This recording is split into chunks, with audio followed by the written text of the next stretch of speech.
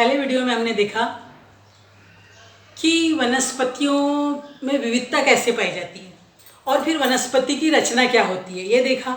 आज हम लोग देखेंगे कि वनस्पतियों में इतनी विविधता होती है तो वर्गीकरण की आवश्यकता महसूस हुई हम लोगों को। हमारे इस पृथ्वी पर लाखों वनस्पतियां हैं, अब इनको पहचानना है तो इनको पहचानने के लिए हम लोगों को वर्गीकरण करना जरूरी है। जैसे हमारे कक्षा में बच्चे हैं तो हम लोग वर्गीकरण करते हैं ना, छोटे बच्चे थोड़े आगे, मीडियम साइज के थोड़े बीच में, बड़े साइज के अलग। तो ऐसे वर्गीकरण की आवश्यकता होती है। वनस्पतियों में भी वर्गीकरण की आवश्यकता हो, उनकी रचना के आधार पर, उनके अवयवों के आधार पर, उनके भोजन ग्रहण करने के आधार पर, उनके अधिवास के आधार पर, उनके ऊंचाई के आधार पर, उनके प्रजनन क्षमता के आधार पर वर्गीकरण की आवश्यकता महसूस हुई। तो ये वर्गीकरण का आधार क्या था या इस वर्गीकरण को किस वैज्ञानिक ने किया? सबसे पहले इस वर्गीकरण की जो आवश्यकता महसूस हुई, इसको कैरोलस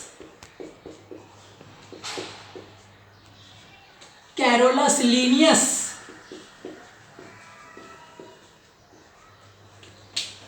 वनस्पतियों का वर्गीकरण का श्रेय किस वैज्ञानिक को जाता है?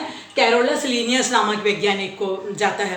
तो ये कैरोलस लीनियस नामक वैज्ञानिक ने जो है वनस्पतियों का वर्गीकरण किया। वर्गीकरण की उन्होंने कुछ कसौटियां बनाई।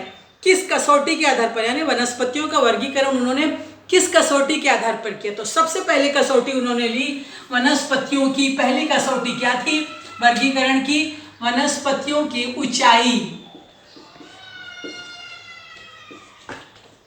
ऊंचाई और आकार के आधार पर,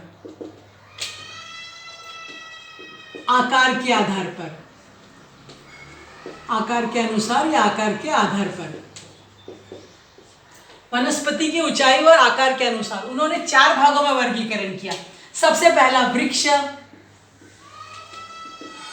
दूसरा लिया उन्होंने झाड़ी, तीसरा पौधे और चौथा लता।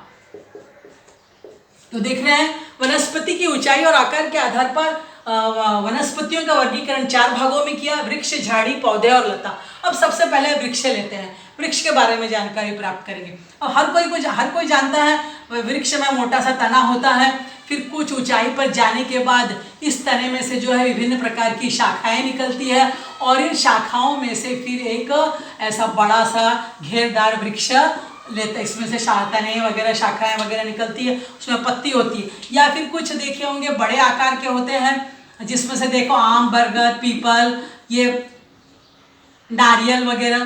तो यानी वृक्ष क्या हो गया? बड़े आकार के होते हैं, इनका तना कैसा होता है? मजबूत होता है, इनकी ऊंचाई 9 से 11 मीटर तक होती है और जो शाखाएं हैं ये खूब ऊपर जाने के बाद इसमें से शाखाएं निकलती है और शाखाओं से पत्ती निकलती है। उदाहरण के लिए आम, बरगद, पीपल, ये सब किस में आते हैं? वृक्ष में आते हैं। अब हम दूसरा ले रहे हैं झाड़ी। अब झाड़ी ध्यान से आ रहा है कि वृक्ष से छोटा, ये कम से कम 3 से लेकर 5 मीटर तक होते हैं झाड़ी। अब झाड़ी हम लोग कल्पना करते हैं, इसमें क्या होता है? जमीन के थोड़ा नजदीक से ही इसमें से शाखाएं निकलती है और इन शाखाओं में से फिर जो है पत्ती वगैरह बाहर निकल के आती है। अब उदाहरण के लिए हम लोग लेते हैं गुलाब, संतरा हो गया, मौसम्बी हो गई, गुड़हल का आपने झाड़ी देखी होगी। ये सब किस में आते हैं? झाड़ी के अंतर्गत आते हैं। तो झाड़ी के उदाहरण मिल गया आप लोग को। वृक्ष के हो गए बरगद, पीपल वगैरह, नारियल, इन सब में से शाखाएं निकलती है ना। लेकिन ऐसी वनस्पति, ऐसा वृक्ष कौन सा है जिसमें से शाखाएं नहीं निकलती है? तो नारियल, ताड़ वगैरह है ना, पाइनस, साइकस, इनमें से जो है शाखाएं नहीं निकलती है। फिर झाड़ी क्या हो गया? गुड़हल हो गया, संतरा हो गया, मौसम्बी हो गया, गुलाब हो गया, ये सब किस में आते हैं? ये उदाहरण किसके हैं? झाड़ी के उदाहरण है। यानी 3 से 5 मीटर तक होते हैं और इनकी शाखाएं जो है जमीन के पास से ही निकलती है।